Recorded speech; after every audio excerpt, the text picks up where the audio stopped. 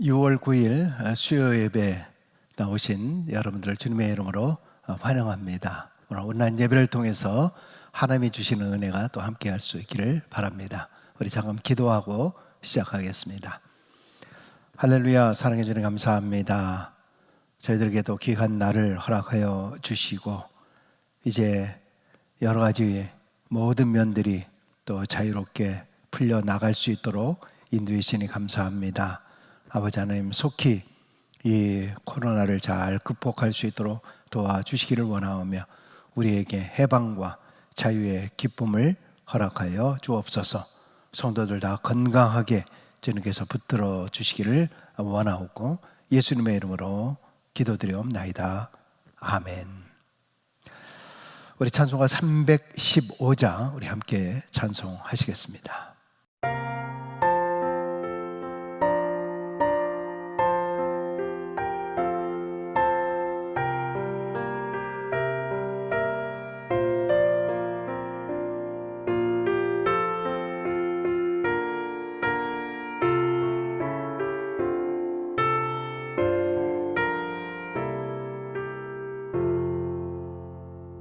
내 주 되신 주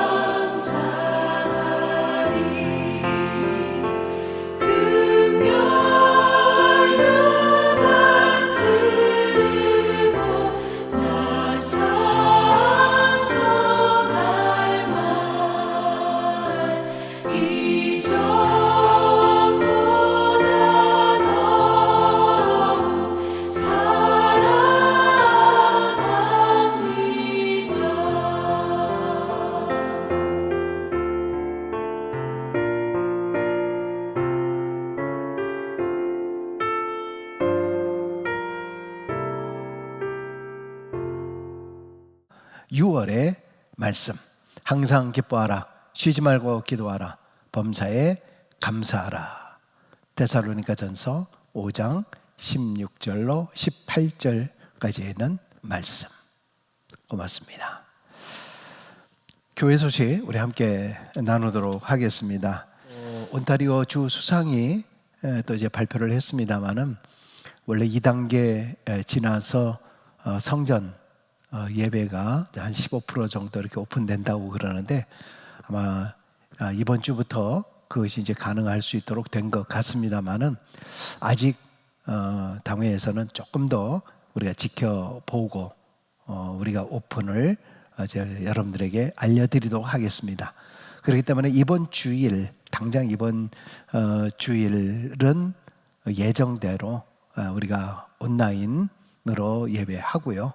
그 다음 주부터 우리가 상황 추이를 좀 살펴보고 나서 저희가 원래 2단계인 7월 첫 주부터 우리가 오픈해서 예배를 할 것인지 아니면 셋째 주, 넷째 주쯤에 열게 될 건지 그것은 또 사람방을 통해서 온라인 또 예배를 통해서 여러분들에게 알려드리도록 하겠습니다.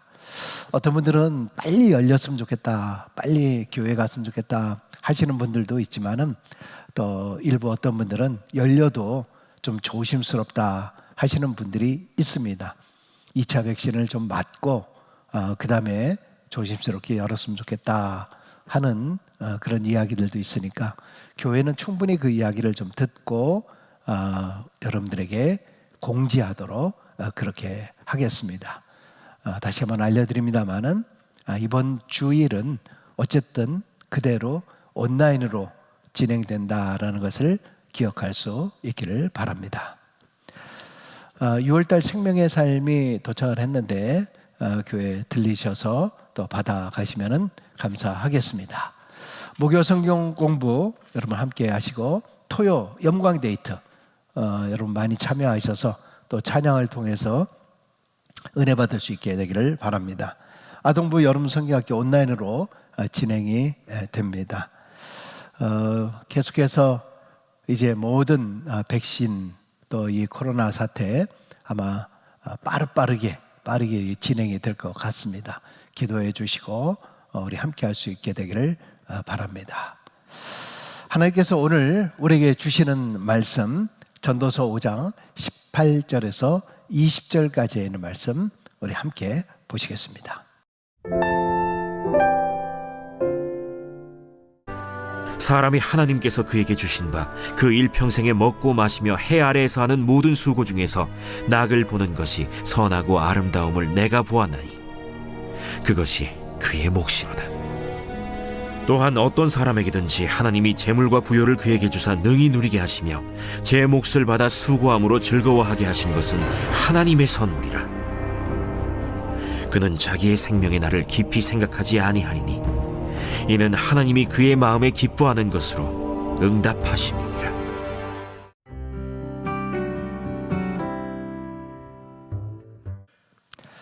계속해서 전도서에 있는 말씀을 우리가 묵상하고 있습니다. 우리 전도서를 보면서 또 우리 인생의 삶에 대한 것을 계속 좀 묵상을 하게 됩니다. 여러분 어떻습니까? 계속 반복된다라는 그런 생각을 가지십니까? 아니면 다시 한번 우리의 삶을 돌아보게 하는가 그렇지 않은가 이런 생각을 하고 있는지 모르겠습니다. 오늘은 처음에 이솝 우화 중에서 황금알을 낳는 거위에 대한 그 이야기부터 한번 시작을 해보겠습니다.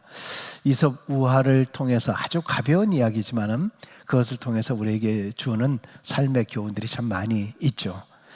어느 날 농부의 아내가 이제 시장에서 거위 한 마리를 사왔는데 이 거위가 희한하게도 황금알을 낳잖아요.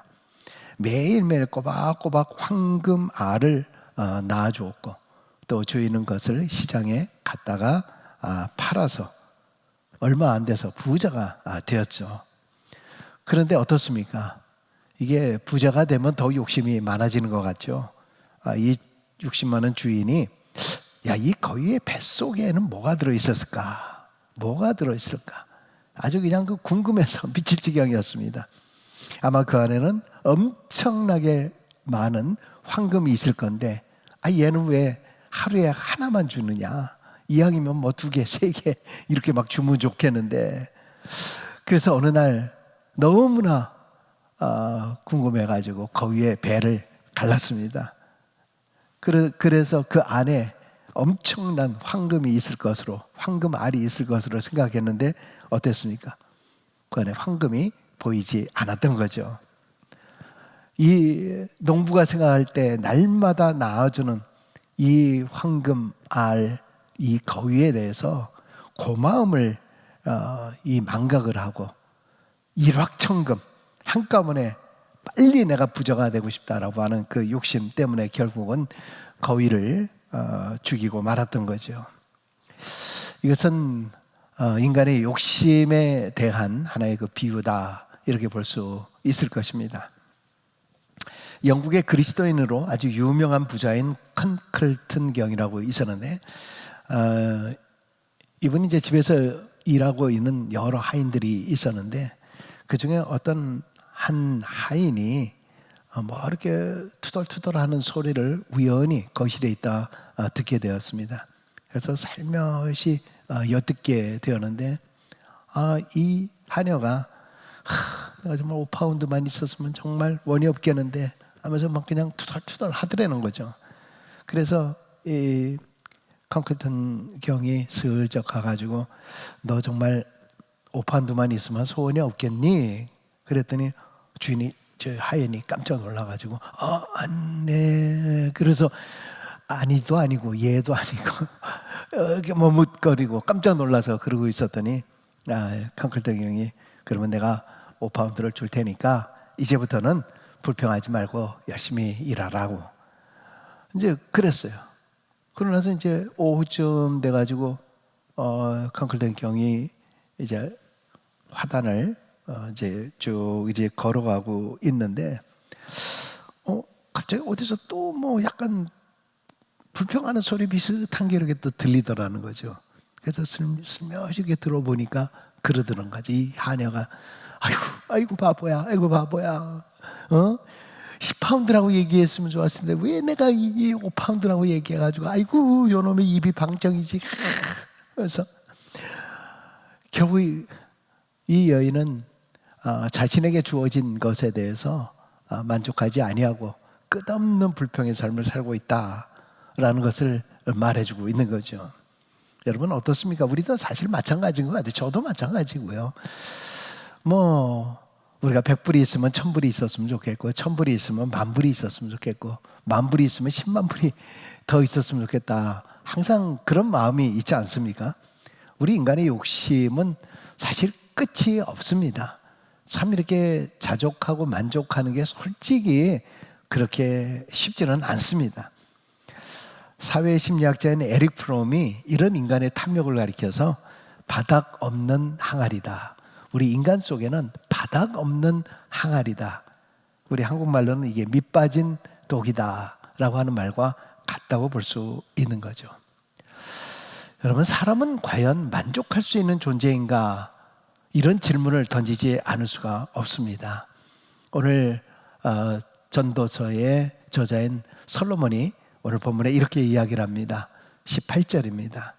사람이 하나님께서 그에게 주신 바 그 일평생에 먹고 마시며 해 아래서 하는 모든 수고 중에서 낙을 보는 것이 선하고 아름다움을 내가 보았나니 이것이 그의 몫이로다. 그러니까 인간의 욕심이라고 하는 것은 끝이 없기 때문에 이 세상의 것으로는 결코 만족할 수가 없고 하나님이 주신 것 가지고 일평생 먹고 마시며 수고하며 낙을 누리는 것이 선하고 아름답다. 이렇게 말하고 있는 것이 솔로몬입니다. 솔로몬은 세상의 부귀와 모든 것을 다 가져보았기 때문에 어떤 게 진정한 행복이고 만족인가라는 것을 알 수 있었던 거죠. 그러나 우리 사람들에게는 그것을 가져보지 못했기 때문에 우리는 솔로몬이 아무리 이렇게 얘기를 해도 그럼에도 불구하고 내가 좀 가져봤으면 좋겠다 하는 것이 우리 인간의 마음 아닙니까? 많은 사람들이 뭐 로또 맞으면 불행해진다, 로또 맞으면은 뭐 가정이 파괴된다, 가족 사이가 힘들어진다, 어려워진다, 뭐 이런 얘기를 참 많이 합니다만은 사실 한편의 마음 속에는 어떤 마음이 있어요? 로또 한번 맞아봤으면, 로또 한번 맞아봤으면 나는 안 그럴 거다라는 그런 생각을 가지고 있는 것이 바로 우리의 모습 아니겠습니까? 여러분, 오늘 성경에 보니까 하나님께서 각 사람에게 허락하신 것이 그의 몫이다, 이런 말이 나와요. 옛날 성경에는 분복이다 그랬습니다. 나눌 분자, 복을 나눈다라는 그런 말입니다. 하나님께서 복을 나누어 주셨다라고 하는 그 말입니다. 그렇기 때문에 그 나누어진 그 복에 대해서 만족하며 누리며 감사하며 사는 것, 이것이 진정한 행복한 사람이다라고 말하고 있습니다. 여러분, 그러나 제가 이렇게 말씀을 드림에도 불구하고 우리 안에서는 이런 질문이 있을 수가 있겠죠.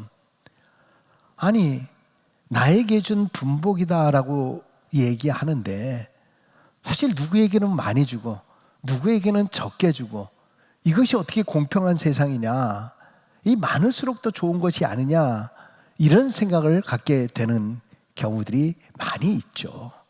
그래서 이제 하나님에 대해서 불공평하다는 얘기. 어떤 사람은 저렇게 좋은 집에 사는 사람이 있고 나는 평생 렌트집에서 이런 집에서 살아야 되느냐, 세상은 참 불공평하다, 이런 생각을 우리가 얼마나 많이 하고 있습니까? 여러분, 그런데 우리 기독교인들이 가장 중요하게 생각해야 될 것은 뭐냐 하면 청부론이다. 청부론이다. 그러니까 깨끗한 부자에 대한 이야기. 가장 중요한 것은 뭐냐 하면은 이 소유가 내 것이냐 하나님의 것이냐라고 하는데 큰 차이가 있는 것입니다.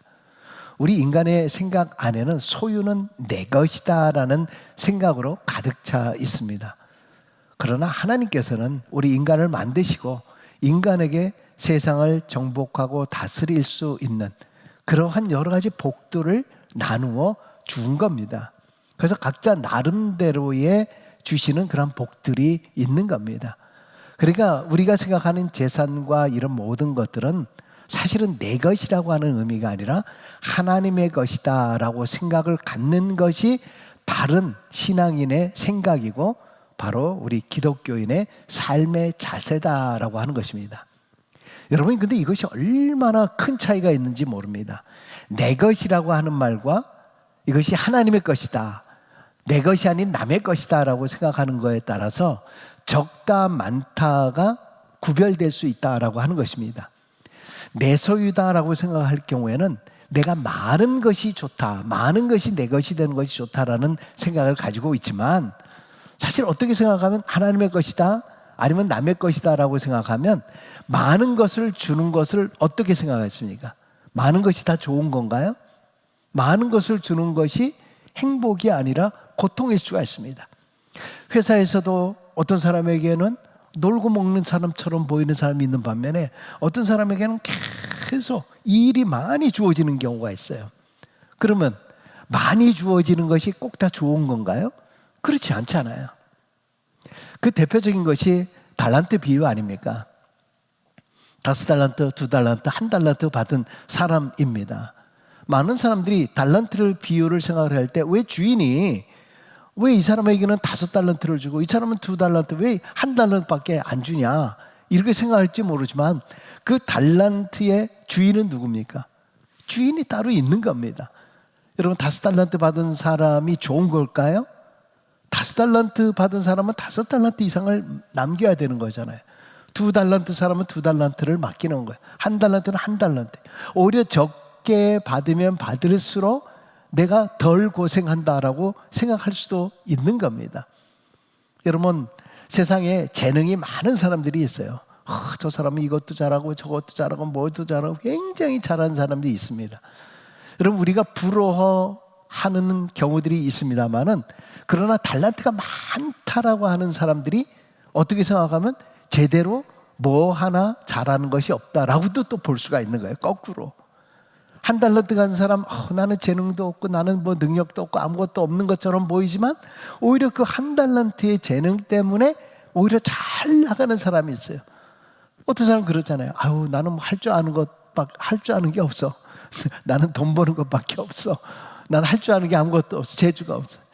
여러분, 어떤 경우는 재주 많아가지고 아무것도 이루지 못하는 그런 경우들도 얼마나 많이 있습니까? 여러분, 크리스찬들이 가장 중요하게 생각을 해야 될 것은 모든 소유와 모든 것은 하나님의 것입니다 라고 생각할 때 우리는 진정한 만족과 감사가 우리 안에 있게 되는 거예요. 그럴 때 내가 풍부에 처할 때나 또 비천에 처할 때 어느 순간 속에서도 하나님께서 주시는 신앙의 신실함과 일체의 비결을 배울 수 있다는 거죠. 그래서 사도 바울이 뭐라 그랬습니까? 빌립보서 4장 11절과 12절에 내가 궁핍함으로 말하는 것이 아니라 어떠한 형편에든지 나는 자족하기를 배웠노니 나는 비천에 처할 줄도 알고 풍부에 처할 줄도 알아. 모든 일에 곧 배부름과 배고픔과 풍부와 궁핍에도 처할 줄 아는 일체의 비결을 배웠노라. 그러니까 풍부할 때는 풍부한 현실을 나의 몫으로 받아들이고 또 궁핍할 때는 궁핍한 현실을 나의 몫으로 받아들일 줄 아는 것, 이것이 자족하며 사는 일체의 비결이다 라고 말하고 있는 것입니다. 여러분, 사실 아시는 대로 이 빌립보서는 사도 바울이 로마의 감옥에 갇혀 있을 때 쓴 서신입니다. 그러니까 옥중 서신이죠. 에베소, 빌립보, 골로새, 빌레몬서가 옥중 서신입니다. 자, 그런데 특별히 이 빌립보서 안에는 자신이 옥에 있으면서도 불구하고 옥 밖에 있는 사람을 향해서 기뻐해라, 감사해라 라고 말하고 있는 겁니다. 사도 바울은 지금 자신이 옥에 갇혀 있는 모든 상황도 오히려 그것을 담담하게 받아들일 줄 아는 그러한 자세를, 신앙의 자세, 일체의 비결을 배우고 있는 그런 모습이죠. 사도 바울은 계속 디모데전서 6장 6절에서 8절까지 이런 얘기하죠. 그러나 자족하는 마음이 있으면 경건은 큰 이익이 되느니라. 우리가 세상에 아무것도 가지고 온 것이 없음에 또한 아무것도 가지고 가지 못하리니 우리가 먹을 것과 입을 것이 있은즉 족한 줄로 알 것이니라. 지난주에도 그런 말씀을 드렸잖아요. 공술의 공수거다라고 하는 것입니다. 하나님께서 나에게 지금 주신 것에 대해서 우리는 감사할 줄 알고 그 다음에 족한 줄 알라라고 말하고 있다라고 하는 것입니다. 바로 이렇게 지족할 수 있다라고 하는 것은 모든 것은 다 하나님께서 주신 것이다 라고 이렇게 말할 수 있는, 이렇게 고백할 수 있는 사람, 이런 사람들이 자신의 물질, 자신의 소유를 자기의 것이라고 생각하지 아니하고 어떻게 하면 하나님의 영광을 위해서 쓸 것인가, 어떻게 하면 하나님의 이름이 높여지는 데 쓸 것인가, 오히려 남을 사랑하고 이웃을 사랑하는 그런 모습 통해서 진정한 행복과 진정한 기쁨을 얻을 수가 있게 되는 것입니다.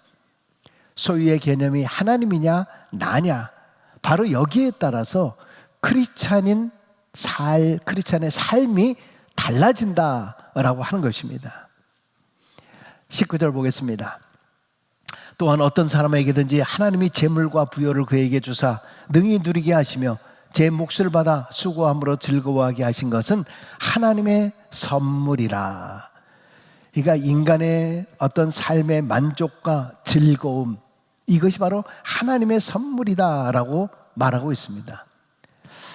여러분, 선물이라고 하는 게 뭔가요? 선물은 내가 요구하는 게 아니죠. 상대방이 주어야 내가 받는 것이 선물입니다. 그러니까 선물을 주는 그 마음은 주는 사람의 마음에 달려 있는 거예요. 우리의 삶과 우리의 행복과 이 모든 것에 대해서 내가 만족하고 지족할 수 있을 때에 그의 삶이 풍성한 것이고 하나님의 선물에 대한 귀한 마음을 가질 수가 있는 것입니다. 여러분, 솔직히 생각해 보면은 하나님께서 우리에게 주신 것이 얼마나 많이 있습니까? 우리에게 영원한 생명과 이 구원의 역사뿐만이 아니라 우리에게도 그래도 건강을 주시고 먹을 수 있게 해주시고 잠잘 수 있게 해주시고, 물론 여러분 가운데서는 지금 불면증 가운데 정말 잠을 잘 못 주무시는 그런 분들도 있고 건강도 잘 안 좋으신 그런 분들도 있고 재산도 풍족하지 못하신 그런 분들도 있긴 있지만 사실 조금 아까 말씀드린 대로 우리가 그냥 먹고 마실 수 있다라고 하는 그 자체만으로도 하나님의 큰 은혜다라고 말하고 있지 않습니까? 여러분, 능히 누리게 하신다. 능히 누리게 하신다. 여러분, 작게 준 것도 누릴 줄 알아야 돼요. 근데 많이 있는데도 누리지 못하는 사람이 있습니다. 여러분, 내가 오늘 내일 정말 하나님께서 부르실 줄도 모르는데 그 물질 내가 내 손에 들고 들어가는 것도 아닌데 그거를 마치 가져갈 것처럼 그게 아끼는 것이 아니라 누릴 줄 아는 그 행복을 가지라라고 하는 것이 하나님의 분복이라는 거예요. 근데 그 분복을 누리지 못하고 손에만 쥐고 있으려고 하는 사람들이 많이 있는 거예요. 왜 저렇게 살아야 될까? 왜 꼭 저런 식으로만 살아야 될까? 안타까운 그런 분들이 참 많이 있습니다. 하나님께서 능히 누리게 한다. 뭐 가난한 사람도 어떻게 생각하면 가난 속에서도 누리는 거예요. 여러분, 우리가 꼭 뭐 여행, 세계 여행을 다 가야지만 그게 뭐 행복을 누리는 건가요? 그렇지 않아도 내 평범한 현실 속에서 요즘에 많은 분들이 뭐 깻잎을 하고 상치를 하고 뭐 이런 얘기 하는데 그런 얘기를 하시더라고요. 참 이 상치가 자라는 모습, 상추가 자라는 모습들, 또 이 생물이 씨앗을 발아해서 이런 자라는 모습들, 매일 아침마다 물을 주면서 그런 자라는 그 모습을 보면서 참 뭔가 이렇게 행복하고 참 뿌듯한 마음이 있다, 이런 얘기들을 하시더라고요. 여러분, 그러신가요? 저도 뭐 조그마한 텃밭에 있어서 이렇게 매일 물을 주는데 참 신기하게 뭐 특별히 주는 것도 없어요. 그래서 물만 잘 주면 얘네들이 싹싹싹싹 자라는 그런 모습 보면은 참 행복하다라는, 아주 별것 아닌 것 속에서 행복하고 감사한 것이 참 많이 있더라고요. 여러분, 우리가 감사할 줄 알면은 거기서 진정한 행복이 있는 것입니다. 꼭 많이 있어야만 되는 것이 아닙니다. 그 영국의 제임스 왕이라고 있습니다. 이분이 이제 민정시찰을 위해서 이제 시골길을 이렇게 가고 있는데 어디서 이제 방아 찧는 그런 소리가 들리는데 방아 소리와 함께 막 노래하는 소리가 들리는 거예요. 뭐 노래하는데 그 보니까 세상 사람 날 부러워 아니하여도, 물론 이제 영어로 했겠지만은 그 찬양이죠. 세상 사람 날 부러워 아니하여도 나도 역시 세상 사람 부럽지 않네. 제임스 왕도 부럽지 않네. 뭐 누구도 부럽지 않네. 뭐 이런 식으로 막 농담하면서 부부가 막 방아를 찧고 있더라는 거죠. 그래서 이 제임스 왕이 슬쩍 가가지고, 뭐 왕관을 쓴 건 아니니까요. 가면서 아니 세상에 뭐가 이렇게 좋아서 영국 왕 제임스까지도 부러워하지 않습니까? 그랬더니 아이고 제임스 왕이요? 아유 국가 일을 하는데 얼마나 복잡하고 얼마나 힘들겠습니까? 그 왕보다도 만왕의 왕 우리 예수님을 내 안에 모시고 살기 때문에 나는 세상에 어떤 것도 부러워하지 않습니다. 세상에 뭐 제임스 왕도 부럽지 않습니다. 세상에 많은 권력들 다 부럽지 않습니다. 많은 재물을 갖고 있다고 해도 나는 부럽지 않소. 나는 지금 현재 이 방아 찧고 있는 이것이 얼마나 기쁜지 몰라. 제임스 왕이 깜짝 놀랐다 그래요. 아니 이 사람들이 왜 이렇게 만족하고 감사할 수 있을까? 그랬더니 이들은 늘 하나님 앞에 찬양하고 말씀과 더불어서 살아가는 그들의 모습을 보면서 야, 하나님의 말씀이 세상을 행복하게 만드는 것이구나. 이것을 모든 사람들에게 배포해야 되겠구나 하는 그런 그 마음을 가지고 성경을 번역했다고 합니다. 그래서 사람들에게 성경을 번역하도록 만들어서 모든 백성들이 바로 이 사람과 같이 행복한 삶을 살게 되기를 원한다라고 해서 라틴어로 되어 있고 어려운 단어로 되어 있는 그런 모든 성경을 영어로, 그래서 그 영어 성경이 킹 제임스 버전이라고 하는, 킹 제임스 버전, KJV라고 얘기하죠. 바로 이 성경을 만들어내서 그 성경을 모든 백성들에게 배포하게 하고, 결국 그 일을 통해서 역사적으로는 이 원래 영국이 야만족처럼 남을 정복하는 뭐 그런 사람들이었는데 신사의 나라로 바뀌어졌다 하는 그런 이야기가 있습니다. 여러분, 우리는 항상 우리의 삶 가운데서 항상 남과 비교하면서 자신이 비참하게 스스로 생각하지 않게 되기를 바랍니다. 우리 많은 사람들이 비교하기 때문에 만족하지 못하는 겁니다. 비교하기 때문에 불만이 있는 겁니다. 여러분, 근데 그 비교가 대상이 어떤 사람이냐? 항상 나보다 더 잘된 사람, 더 많이 있는 사람, 이런 사람들과 비교하기 때문에 늘 불만이 있는 거예요. 생각해 보세요. 못한 사람 한번 생각해 보세요. 어려운 사람들 한번 생각해 보세요. 그 사람들과 비교하면은 내 삶이 얼마나 감사한 일입니까? 요즘에 선교지에 선교사들이 많이 힘들어하는 것 가운데 하나가 이거 백신을 맞을 수가 없다는 겁니다. 그래서 지난번에도 제가 말씀을 드렸습니다만, 특별히 이제 뭐 한인 선교사들 뿐만이 아니라 니카라과 소식도 들었는데, 니카라과의 그 목회자 가운데서도 한 10여 명 이상이 우리 이동원 선교사님 말씀하시는데 그분들이 돌아가셨다는 거예요. 그래서 그분의 가정들 또 주변에 있는 교회들을 위해서 조그만 것들을 만들어 가지고 또 위문품을 또 전달을 하고 하는 그런 일들을 했다고 합니다. 그 뭐 그분들뿐만이 아니라 이 선교사들까지도 많은 위험 가운데 있어서 전 세계적으로 한인 선교사들도 거의 한 30여 명이 뭐 돌아가셨다는 그런 그 소식을 듣게 되었습니다. 그 후진국 어려운 곳에서 전 백신도 못 맞고 있는 그런 사람들, 그런 어려움 가운데 있는 분들이 얼마나 많이 있습니까?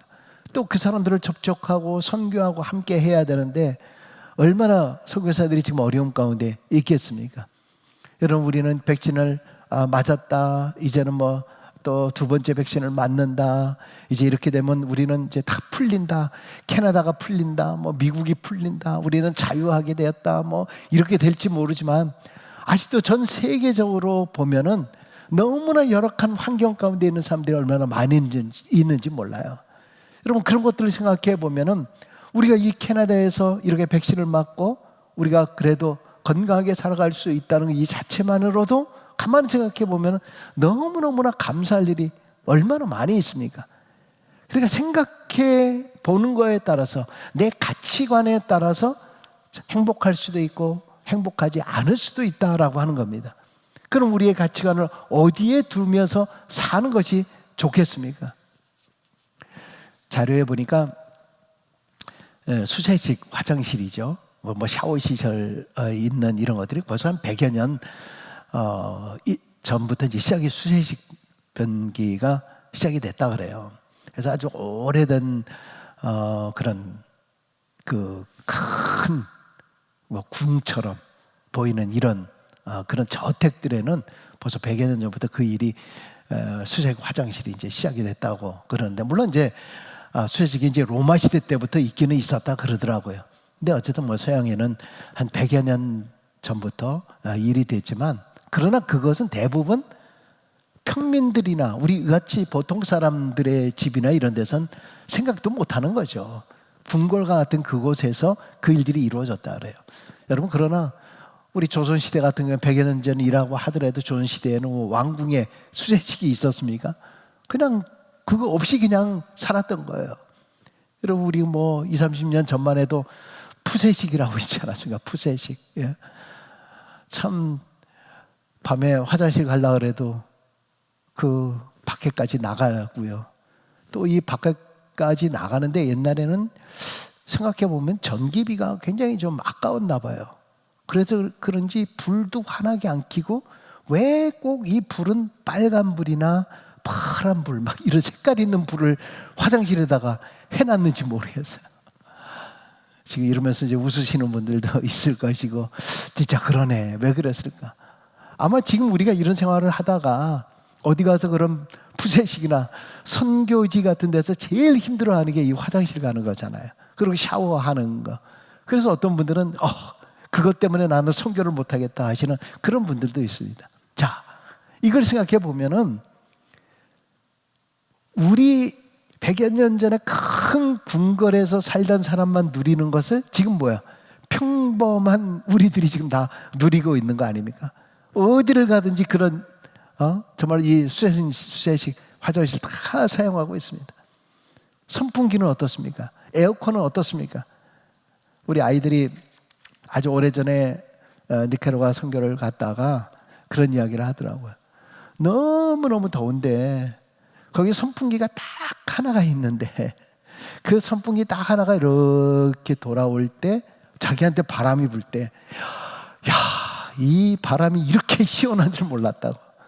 이 선풍기라고 하는 게 이렇게 귀한 줄 몰랐다. 그런 이야기를 하더라고요. 여러분, 어떤 의미에서 가난을 체험하고 어려움을 체험해 보면은 진정 감사함을 느낄 수 있다고 하지 않습니까? 그래서 아이들을 좀 선교지 같은 데 보내는 게 중요할 것 같아요. 어떤 아이들을 간증할 때 보니까 여기 집에서는 물 다 틀어놓고 이빨 칫솔질하고 막 이랬는데 거기는 물이 없으니까 요즘에는 많이 좋아졌습니다. 근데 물이 쫄쫄쫄쫄 흐르는 거 가지고 해야 되니까 샤워도 못하고 얼마나 힘들었는지 그런 이야기를 합니다. 그래서 너무 고생하다 보니까 여기 와서 샤워하면서 너무너무 감사했다 그러는데 물론 이제 그것도 뭐 좀 지나면은 금세 다 잊어버리죠. 잊어버립니다. 여러분, 우리가는 항상 내게 주어진 이 현실의 몫에 대해서 우리가 감사하지 못하고 항상 불만 가운데서 더 큰 욕심에 사로잡혀 있는 우리의 모습들.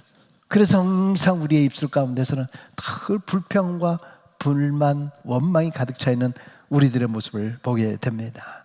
20절을 보겠습니다.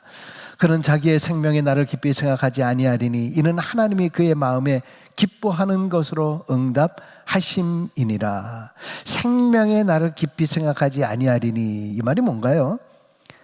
이 말은 결국 굳이 오래 살려고 하지 않는다라는 뜻인데, 깊이 생각한다라고 하는 그 말, 내 생명의 날을 깊이 생각하지 않는다. 여러분, 지금 내 나이, 내 생명을 깊이 생각하면은 매일매일 우리의 삶이 불안할 거예요. 너무 내 생에 대해서 내일 죽는 거 아니야? 모레 죽는 거 아니야?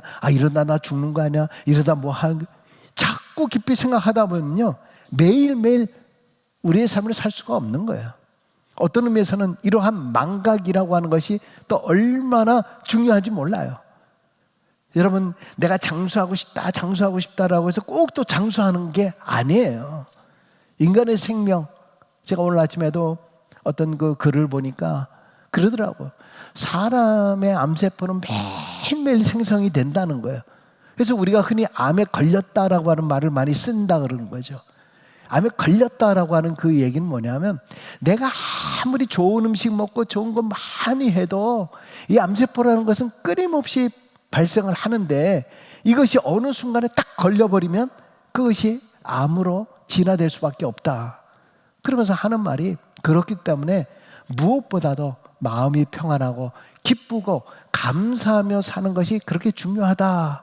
이렇게 이야기를 하더라고요. 그분이 닥터였는데 아주 건강을 강의하던 그런 분이었어요.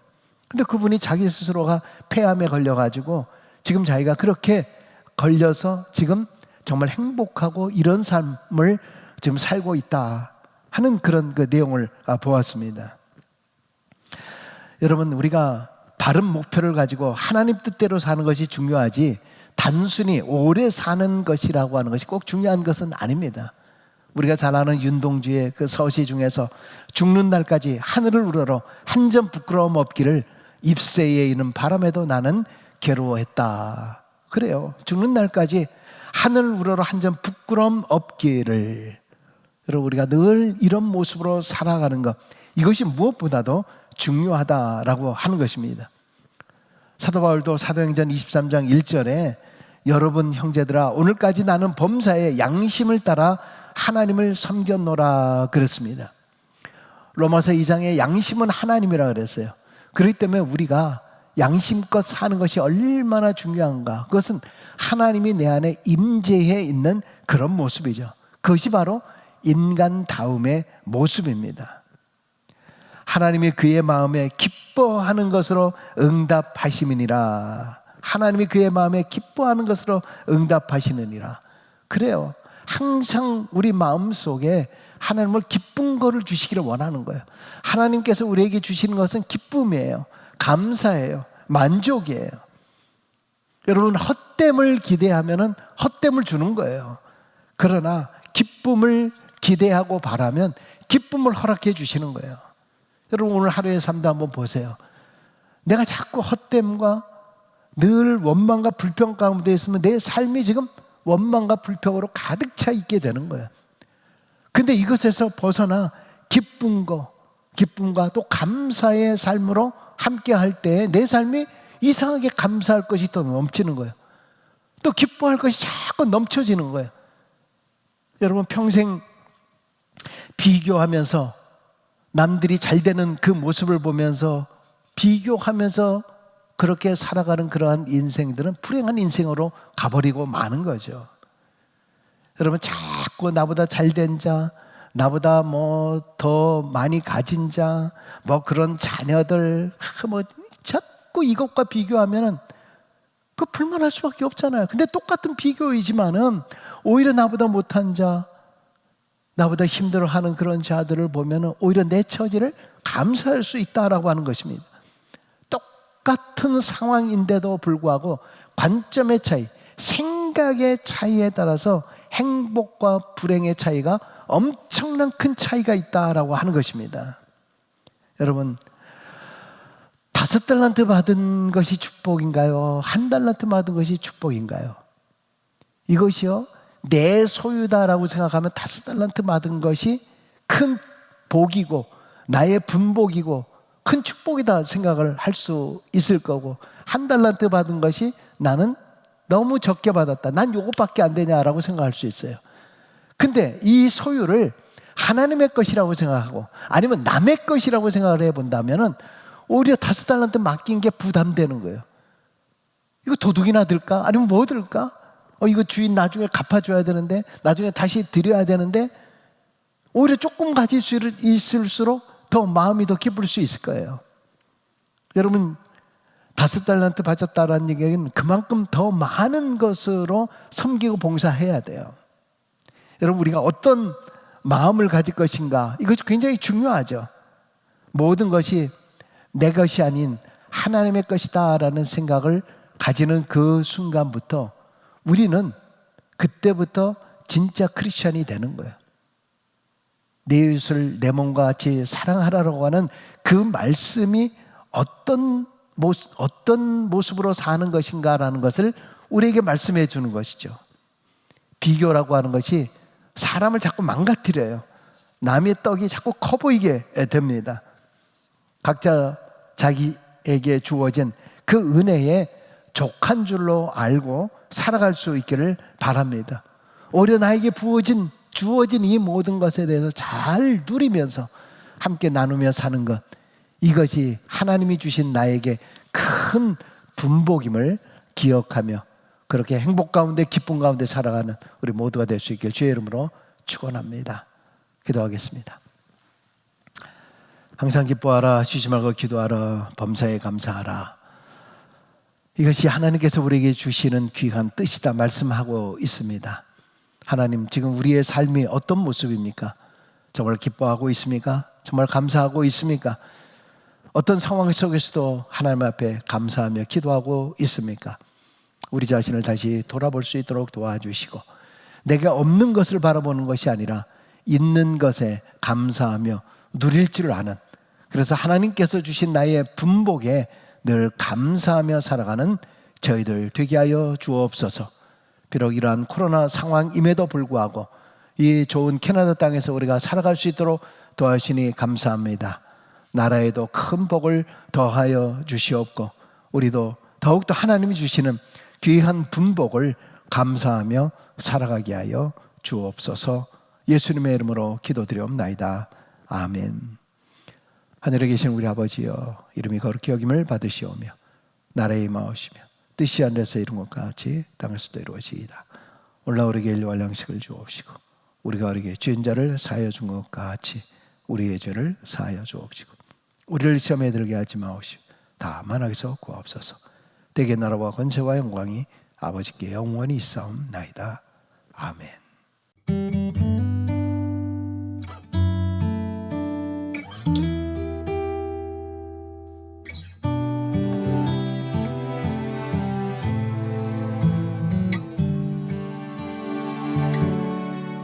고달픈 삶의 은혜도 무뎌지고 곧 사라질 것에 내 맘 두네. 헛되고 헛된 것들을 바라보며 그 은혜를 놓치며 살았네. 주어진 삶을 묵묵히 살아가며 날 붙드신 주 예수를 보내. 사망 가운데 놓여진 나의 삶을 날 건지신 그 이름 예수. 나의 한숨을 바꾸셨네. 주를 향한 노래로, 소망의 노래로 나의 눈물을 거두신 주 예수 이름 안에 살게 하소서.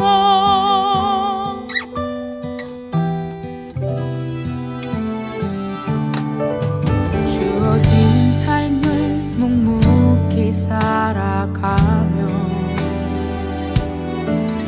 날 붙드신 주 예수를 보내. 사망 가운데 놓여진 나의 삶을 날 건지신